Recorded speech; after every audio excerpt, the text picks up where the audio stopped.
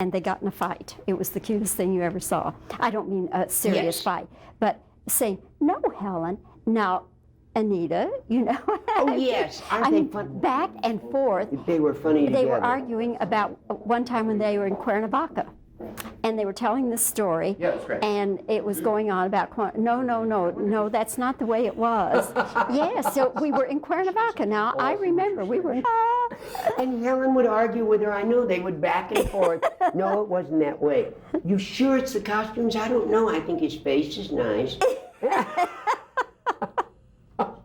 I loved Helen Hayes. Wasn't she just wonderful? Oh, I loved her. Yes, yes, and our mutual friend Mary Martin. The doctor said, now she won't hear you. She's in a coma, so she won't hear you. And I came in, she looked so beautiful. We're on? Your role. You can finish the story. Go ahead. All right. And we were in her bedroom, and something told me, I'm not one of those people that gets messages like that.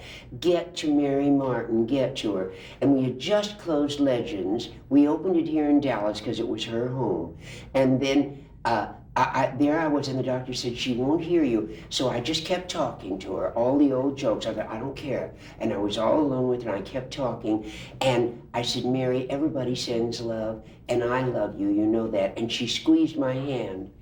And then I said, Mary, you know, nothing, no matter what happens to you, you'll never stop being you. Just no matter what, you can't stop. It can't ever be taken. And she squeezed my hand again. She heard me, Bobbie. And then it was the strangest thing. There was a rainbow that formed on our hands. We were holding hands. And I saw this rainbow, and it moved slowly up, and it stopped where the cancer was. And then it moved on, this rainbow, and it was in Mary Martin colors, all pastels. And it moved up, and it kept moving, and it rested on her forehead. And about 3/4 of an hour later, the doctor came in and said, now look, you've been here much longer than anyone else. You'll have to go. I think you're wearing her out. So I said, oh yes, I'll go.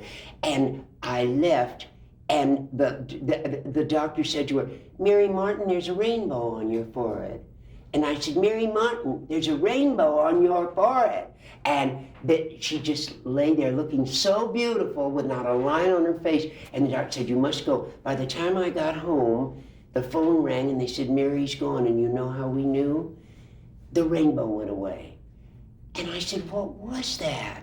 I don't know, but I've asked so many doctors in hospitals. They say, yes, there's a light. I told Helen Hayes about it. She was, to drop another name, Helen Hayes was on her way to see Mary. And I called her in Nyack, and she was getting into the cab, and I said, Helen, don't come, she's gone. And Helen said, I said, Helen, can I tell you about this rainbow?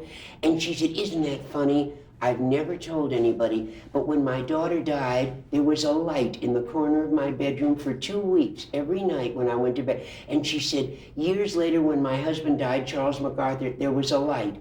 And doctors tell me, there's a light. There's something, it's a spirit, it's something. It's the spirit. I said, well, what is it? Is it somebody else? What can it be? And they said, no, it's the spirit of the person. Maybe she was trying to answer me or something. But I'll never forget it. I treasure that tour. It was over a year with Mary, and she has no competition in her, none of that. We worked gorgeously together.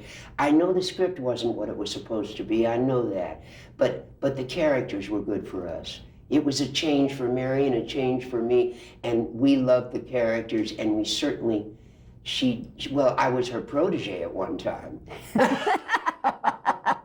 She gave me her dresser on opening night of my first starring part.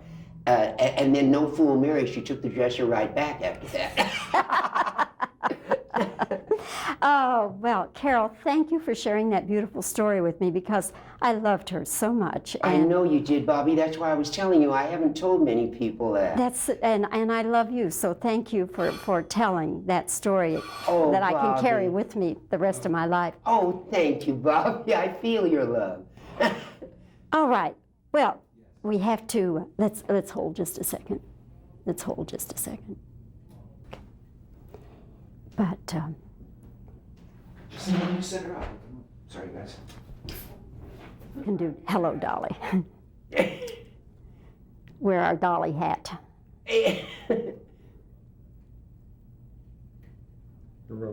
All right. Carol, I am so thrilled to have you back in Dallas for Hello, Dolly. There's just no other Dolly. You are the definitive Dolly, in spite of all the good ones that we've seen. But it's wonderful to have you back. And now you're going to take this on to Broadway. Yes, and then all over the world. Isn't that wonderful? We're going to China, Bobbie Wygant. Bobbie looks exactly the same. Exactly. And I've known Bobbie for decades. I shouldn't say that, but I have. And I love her. Anyway, yes, we're going to Australia, and now Holland wants us, and we're just going all over. It's the grand tour. Isn't it lovely to be wanted? For how many years are you doing this? Well, you see, we play Broadway, and then it'll be surely over 2 years left to go, and we've already been going since July the 12th of last year. Fabulous, just fabulous. Are there any changes from when you first did it in New York? Bobbie, we wouldn't think of changing Jerry Herman's music and lyrics and Gower Champion's. Well, it won 10 Tony Awards and no show's ever come. It's never, ever gone beyond that. So it is theater history. But it is different in that the audience changes the way you do it. I think it would be sacrilege to change a 10 Tony Award winner and start fiddling with it. It's lightning in a bottle, don't fool with it, you know? So, but the audience changes it. Dolly, for one, my character alone is freer and bawdier and unashamed of her 5 physical senses, wide open, and she's a unique individual. She was supposed to have happened in the 1890s, and she could have happened in any era. And she made her own living. She made her own living at a time when women were ornaments and breeders, but it isn't, and great homemakers, but that's not everybody's talent. It certainly wasn't Dolly Gallagher Levi's talent. She was out, eking out an existence, making a life, trying to get everybody back into that, rejoin the human race. She has to learn to stop talking to her dead husband and rejoin the human race. And she's 95 as well as she's 1964 when we opened on Broadway, but she's quite different. She's sexier and unashamed of it. As we all get as we get older. I hear you. Yeah. Carol, I remember reading one time where Jerry Herman said he just sat down one afternoon and just ripped off that song, Hello, Dolly. Is that true? Yes. Isn't that wonderful?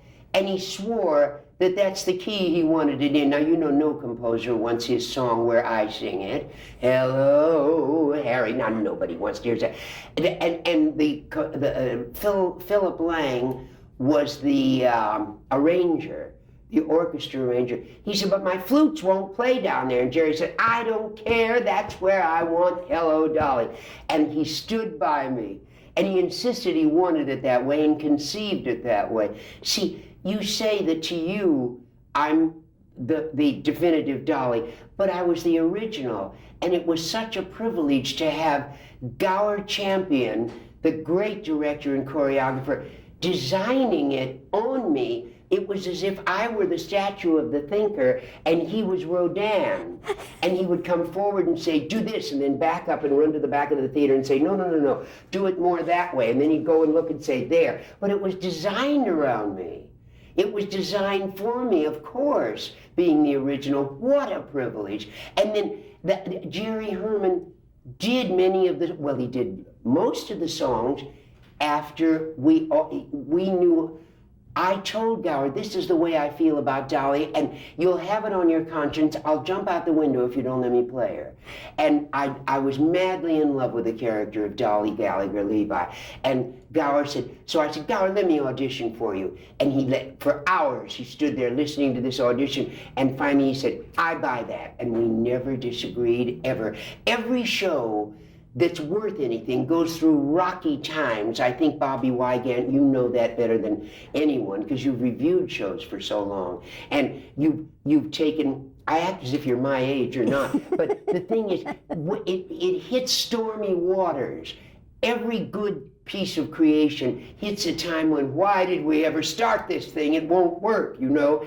And you keep at it and you plow through. We never disagreed. Gower and I stood together after that audition, and he never questioned my concept of Dolly. I never questioned him. I followed him implicitly in deep faith, and we rocked together, and we were the rudder on the ship, and we kept it there, and Gower kept it there, and it was an experience that I'll never forget. And Jerry is still with us, and his music and lyrics, Thornton Wilder said, how did Jerry Herman know what I was trying to say in The Matchmaker? How did he hit it right on the nose? And the Mike Stewart's book, he said, you knew exactly what I was trying to say. It's to work in this and have the approval of the great Thornton Wilder, one of our great American playwrights. And he said, Carol, you hit Dolly right on the nose. I knew a Dolly, but he said it wasn't her name. And he said, he said, your characterization is exactly right. He said, how did you know she had an old-time New York accent? I said, well, the lines had that rhythm. Your dialogue has that rhythm to it. Wherever she speaks, the money speech, the manure speech, the every speech, she has the rhythm of old New York yelling under the 3rd Avenue L, you know? And he said, isn't that funny? I didn't see it in the dialogue, but he wrote with an ear. Carol, I shall always be sorry that I was not there the night that Pearl Bailey opened Dolly on Broadway with the all-black cast, because I am told that you went up on stage with Pearl and the two of you improvised the most fabulous 15 minutes that anybody's ever seen. Pearl was the greatest improviser and the greatest ad-libber that I ever knew. She really was, yes. I have never actually seen the show. I was in another show across the street, and I came in to see her, and I got only the very end of it. So I never got to really see Pearl Bailey's Dolly. But I understand it was hers, which is very important. It was her version of it. She didn't imitate anybody else, which is very important in the theater. That's what I buy my ticket for. I want to see Pearl Bailey.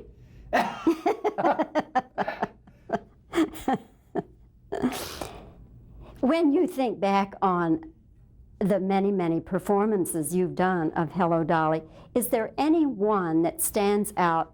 Maybe there was someone special in the audience. Maybe some really crazy thing happened on stage, or is there just any one performance? Yes. There's one that stands way out beyond all the others. It was a Wednesday matinee in the St. James Theater in New York. It was the beginning of our second year, and John F. Kennedy's family came, and it was their first time after the assassination that they were seen out anywhere. They just couldn't seem to go out. They didn't want to. And Jacqueline, the then Jacqueline Kennedy, brought Caroline and John, and they were little then. And they sat in the audience, and Bobbie, I was so proud of that audience. They were mostly ladies on a Wednesday matinee, and nobody looked at her. They didn't want her self-conscious. They knew it was their first time out. They knew it was a whole year after the assassination. They didn't ask for an autograph. They just wanted them to enjoy the show. And I was worried about the speeches to her dead husband, you know, Dolly. And no, she sat there like a little queen, Jacqueline Kennedy. And then afterwards, they came backstage. There was a knock on my door, and I opened the door, and there were the three of them. And I said, why, Caroline Kennedy, won't you come in? And she looked at her mother and said, she knew my name. Dolly Gallagher Levi knew my name. Isn't that something? I don't know how they kept her from knowing that everybody knew her name. But she was so little then. And the crew stayed overtime, which they never do. I mean, the crew said, no, don't pay us. We want to stay overtime. And they ran John on the train, that wonderful train with the steam coming out of it. They ran the train round and round the stage for as long as he wanted to ride it. And he loved it. And we all watched John on the train. And then they put him on the horse cart, and the crew just donated it. I thought, oh, it was a moment I'll never forget. And then I sent up Jacqueline Kennedy, admired my purse, the Dolly Gallagher Levi. She said, you know something? I think it's very chic. And so I thought, yes, she would. She likes big purses. At that time, we weren't wearing those. I thought it was chic, too. So I sent her that very purse, didn't wait until they copied it, and had them copy it for me and for Dolly. And then she wrote me a note that I have in the family files, and it said, Caroline has grabbed that purse. She put on my high-heeled slippers that went way back beyond her feet, and went in their apartment house building, knocking on everybody's door with cards saying, my name is Dolly Gallagher Levi, and I'm a matchmaker, and pierced ears replugged, and, you know, short distance hauling, all the things that she went around and rang every doorbell in the apartment building. That was her favorite occupation, and wore that purse all the time, wore it to school and everything. But gee, that was a happy matinee. Oh, the American people are good and strong, aren't they? They don't stare at anybody. Not when they want her to be happy. That, too, is a beautiful story. Have you ever seen any of them, Caroline or John, or any of them since then? Oh, often. And they remember that? Oh, yes, they remember it well. Oh, I saw them often. You see, they lived right there in New York during our Hello, Dolly run. And then Robert Kennedy and all of, well, I campaigned for President Kennedy. And they're very grateful people. I don't know what all I did for them, but I did everything I could.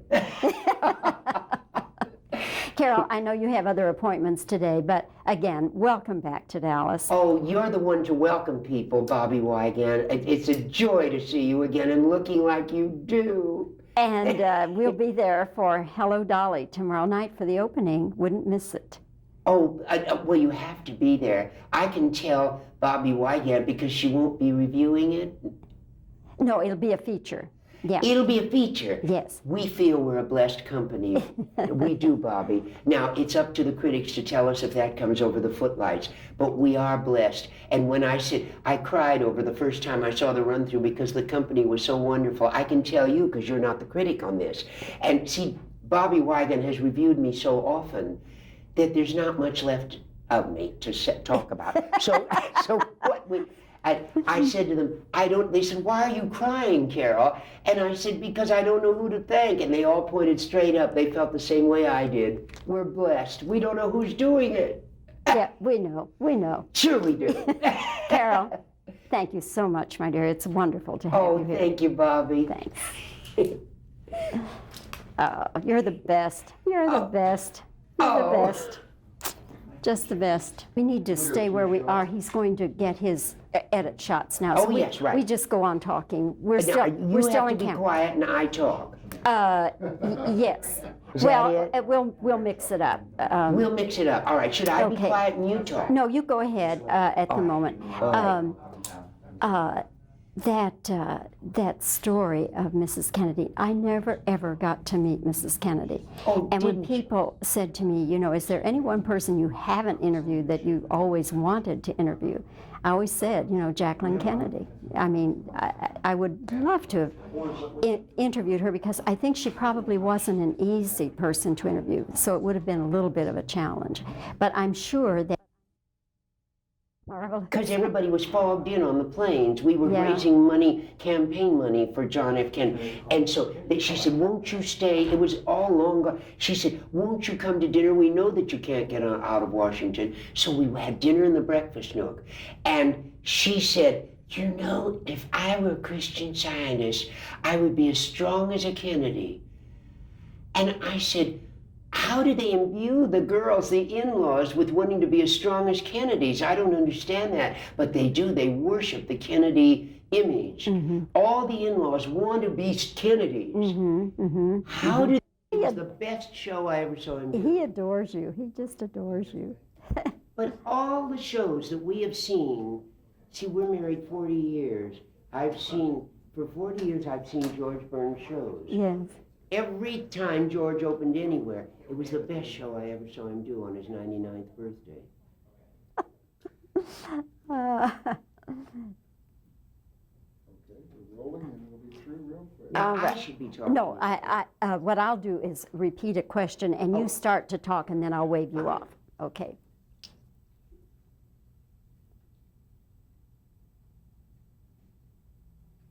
Tell me when. You're rolling. Oh, okay. Carol, have you made any major changes in the show from the original production in New York? That would be sacrilege, but it does come out differently now. The whole thing, Bobbie, comes out according to the audience's standards today. Okay, that's fine. All right. Okay. I wish I had been that succinct. Okay. You're rolling. Carol, I remember reading one time that Jerry Herman sat down and wrote Hello Dolly, the song, just in an afternoon. Is that true? Yes, that's the way I understand it. And I saw the piano where he did that, and it was the one when we first worked together. Okay, all right. Carol, I've always been sorry that I missed the opening night when Pearl Bailey did Hello Dolly, because you went in up on stage to congratulate her, and the two of you did 15 minutes that made Broadway history. Oh, did it really make Broadway? Oh, Do you know it's in books? It's in books. is it? Yeah. Okay, Fred, just hang on now and do some reverse reaction. Now you talk. Oh, I'm gonna change the angle one time in the middle of it. oh, okay, fine. No, it's in theater history books Ah. about your going up on stage. And didn't you all sing Hello Dolly together? Yes, we did. We did. Was it? That was. Oh, there's one other question I want. You're Okay, rolling. all right. Carol, is there any one performance of Hello Dolly that stands out in your memory? Oh, yes. One that stands way out. I'll never forget it. Okay. And that was the Kennedy family. They came to see the show. It was a Wednesday matinee, and the audience was magnificent. They didn't stare at her. They didn't ask for an autograph. They didn't wanted to. They just wanted them to please enjoy the show. It was their first time out. Okay. Now, something, okay, Fred, you're adjusting? Okay. Let's just get one more reaction so that I can have a laugh reaction. So, Carol, I laugh on cue, so it doesn't matter what you say, I'll laugh. Well, I must tell you then about Lady Bird. You want your reaction? Lady Bird Johnson came to see the Hello Dolly again and again. Oh, she's sending her grandchildren to start them on the right track in theater because she dearly loved theater. And she would come in on weekends from boarding school to Dallas to see theater. And everyone was looking, of course, at the First Lady. So she wore white gloves and would sit there and go, I approve of this show. And she would clap and clap. And then everybody began looking at the stage for the first time. I thought, oh, she's brilliant. How did she do that? Throw the focus back to us. Okay. That should do it, shouldn't it, Fred?